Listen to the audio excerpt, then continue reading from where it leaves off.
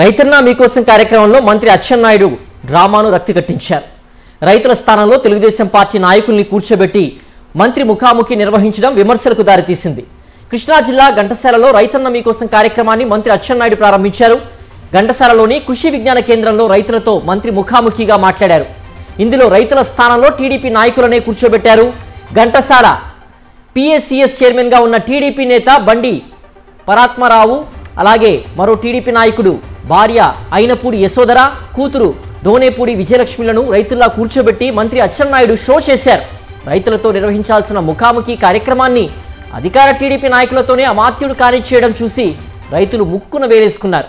మంత్రి తీరుపై విమర్శలు గుప్పించారు.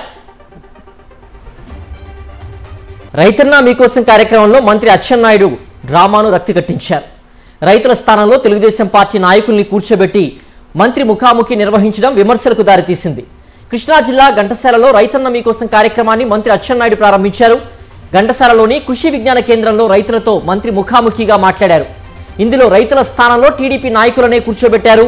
ఘంటసాల పిఎస్సిఎస్ చైర్మన్ గా ఉన్న టీడీపీ నేత బండి పరాత్మరావు, అలాగే మరో టీడీపీ నాయకుడు భార్య అయినపూడి యశోధర, కూతురు దోనేపూడి విజయలక్ష్మిలను రైతుల్లా కూర్చోబెట్టి మంత్రి అచ్చెన్నాయుడు షో చేశారు. రైతులతో నిర్వహించాల్సిన ముఖాముఖి కార్యక్రమాన్ని అధికార టీడీపీ నాయకులతోనే అమాత్యుడు కానిచ్చేయడం చూసి రైతులు ముక్కున వేలేసుకున్నారు. మంత్రి తీరుపై విమర్శలు గుప్పించారు.